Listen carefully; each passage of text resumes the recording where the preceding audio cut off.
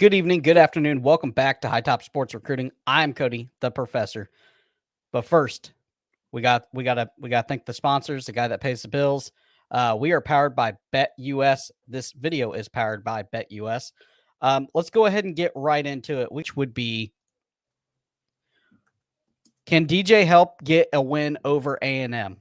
What are you thinking on this? I'll let you go first.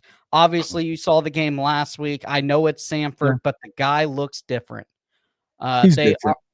I think they're going to start Mertz. I think Mertz is going to be on a very short rope, very very short rope. It should be And if very short. if he falters at all, I think they throw DJ in, and I think Billy Napier knows that because he is on probably the hottest seat in college football. I'm surprised he hadn't cooked all the way off of it just yet with all the crap he's been talking. Just to be just to be honest, I think that last weekend, I know you and I hadn't talked a ton as far as that goes, but it feels like people are a little more excited seeing Lagway there. Maybe that gives him a little bit more wiggle room. But I don't know why he's going back to Graham Mertz. I mean, to me, it just doesn't make a lot of sense why you would do that when you saw what you saw out of them. Now, he's a freshman. I get it. You can't expect the world from him, but I don't know. To me, it's Lagway's time, man. It's Lagway's time, and if you're not doing the best that you can, you're not going to have a ton of time to get this right. You know what I mean? With the way you can't lose like that. It's not even just losing to Miami; it's losing that way to Miami. You know, Yep. and don't get me wrong. I know that there's a lot of talent there. But you can't lose like that in the swamp against Miami and then be willing to go back the other way. I know you may believe in Graham Mertz, and I'm not. And to be fair, maybe Graham earned his spot there. It's either do the right thing by Graham or do the right thing by yourself and keep the job, and by the rest of the team, for that matter as well. At this point, you need to go with the guy that gives you the best chance to win. Period. And you believe that's DJ? I don't think there's a freaking question. So this is the way I think that Billy is thinking. I think that it's the first SEC game. I think that he is thinking, let's start the proven commodity of Graham Mertz because DJ is riding a high after what he did at Samford. The worst thing to do is to put DJ in and then you pull him. I think if you put him in, he struggles early and you pull him, that will definitely hurt him.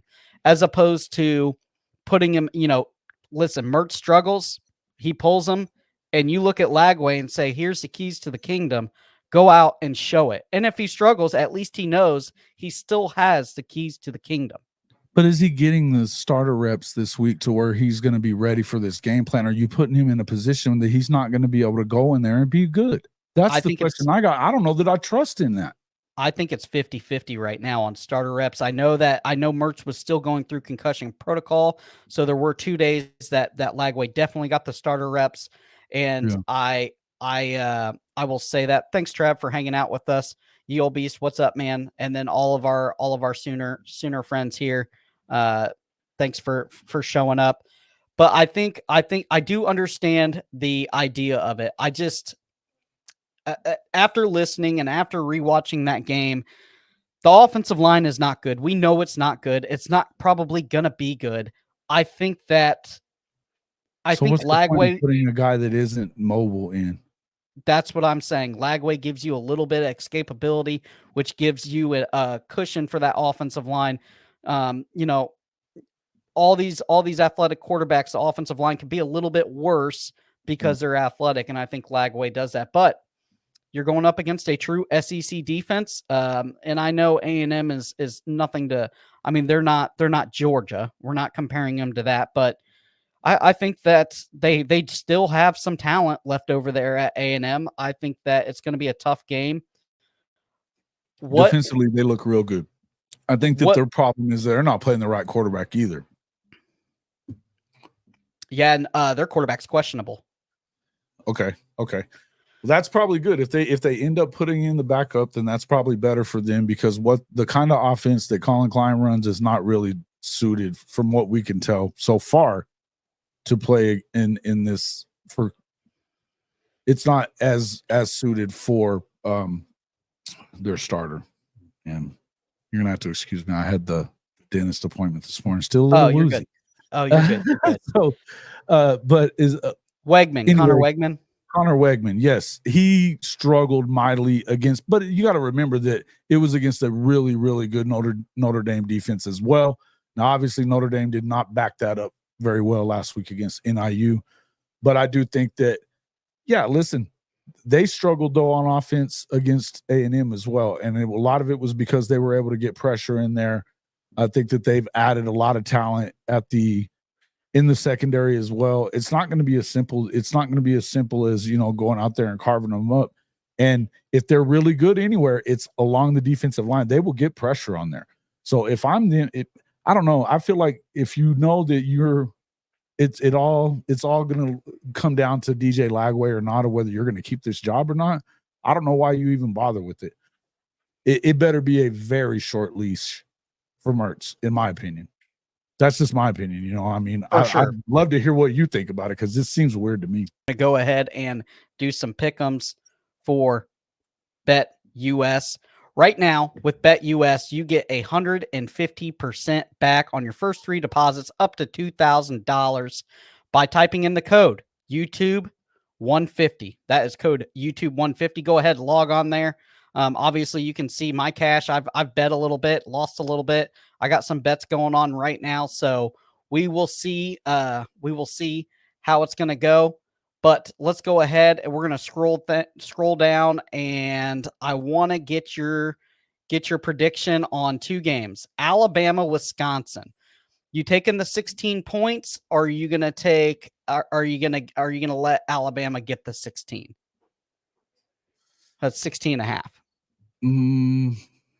At Camp Randall.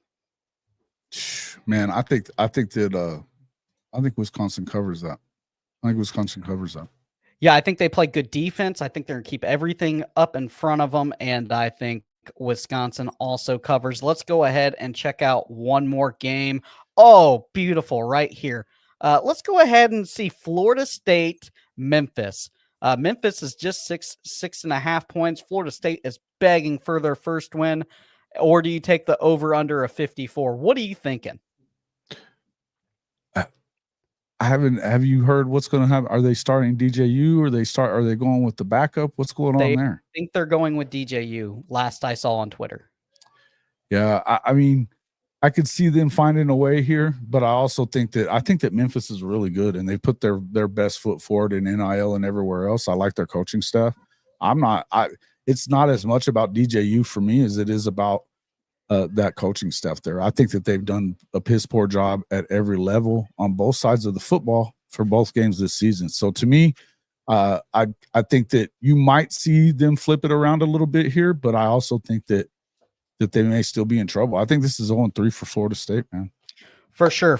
That would be an epic collapse, and talk about seats getting a little warm. I know he just signed a big extension, but it could happen.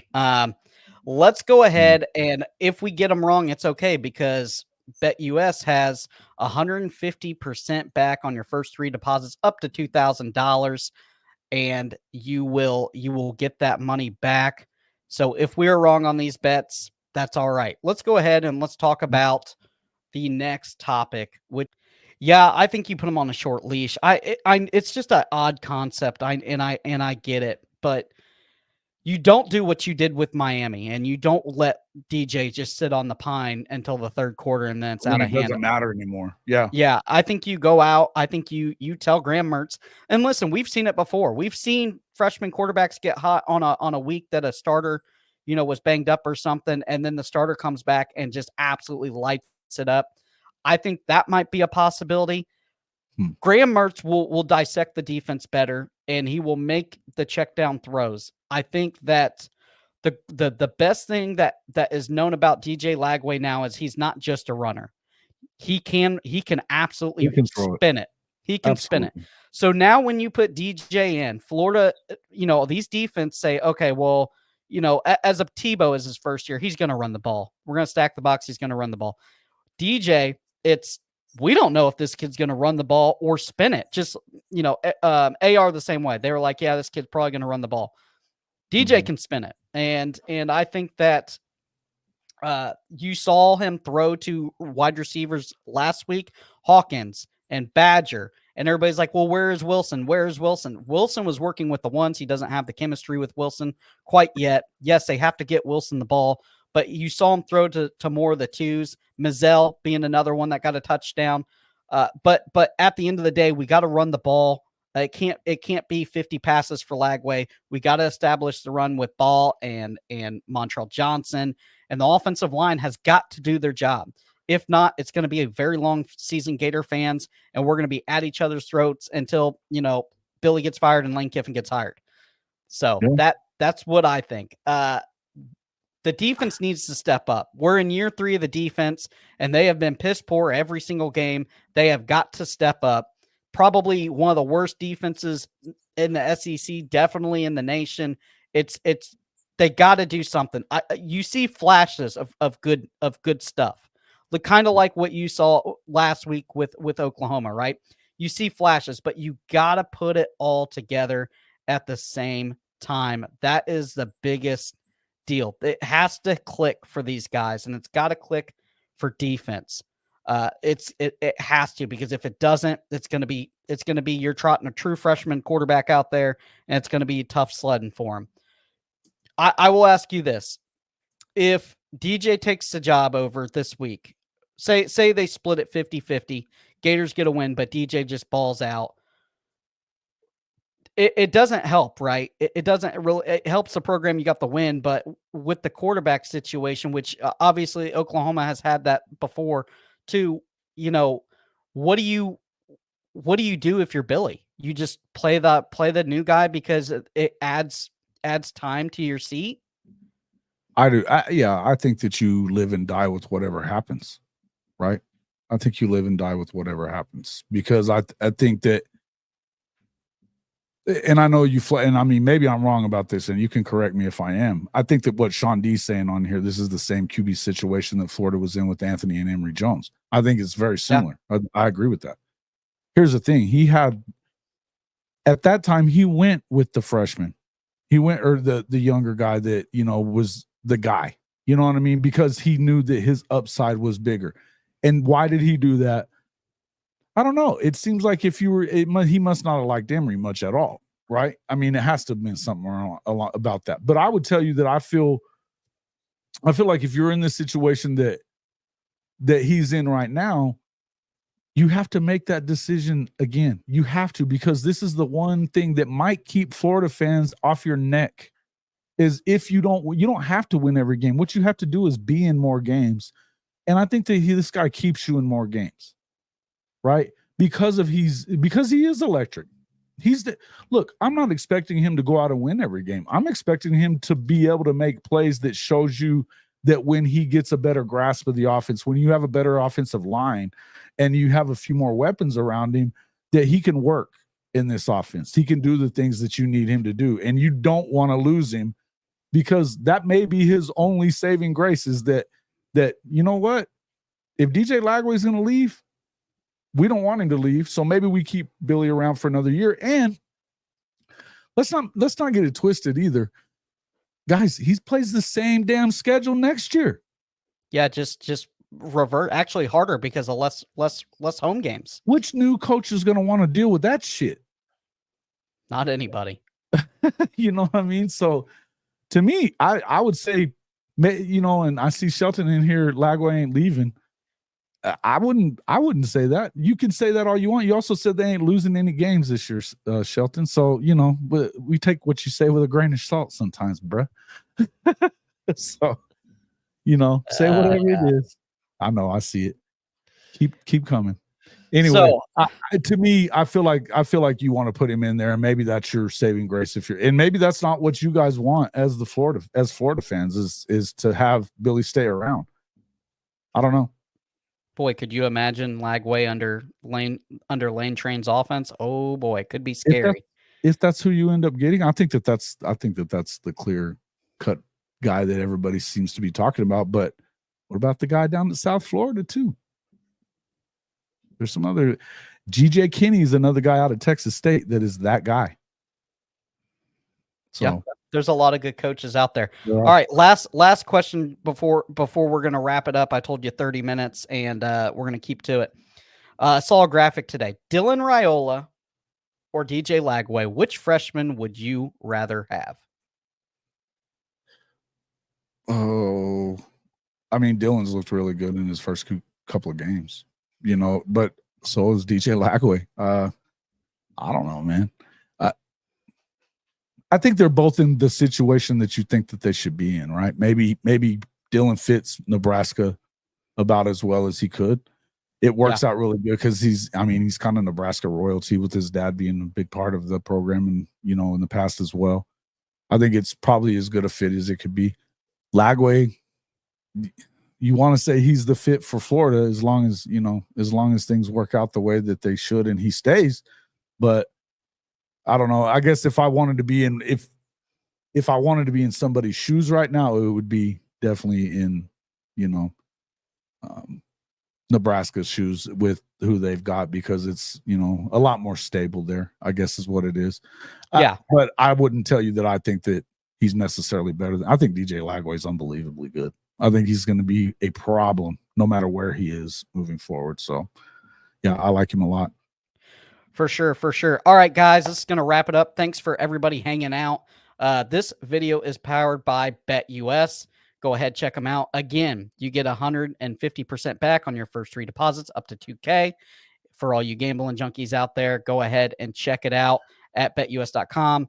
Thank you guys for hanging out on the live show. We're going to do more of these every week, and it's not going to be 100% recruiting based. It's going to be matchups. We're going to have Ty on again. We're going to have Derek the Duck from the Oregon channel. We might have, Poppy on. We might have Shelton on. So, Poppy. But thanks, Jason, for coming on. It's always fun. I always like talking a little Sooner football. Thank you, man. Appreciate you having me. And I appreciate you. I'll have to hop on your show again. Jason, where can they find you real fast? Hall of Fame College Football. It's at HOF-CFB, HOF-CAFB right here on YouTube. You can catch me at JW_HOF on Twitter as well. Thanks for having me on, man. I appreciate it. No problem. All right, guys, we're going to end it. And like I said, this video is powered by BetUS, and we will see you later.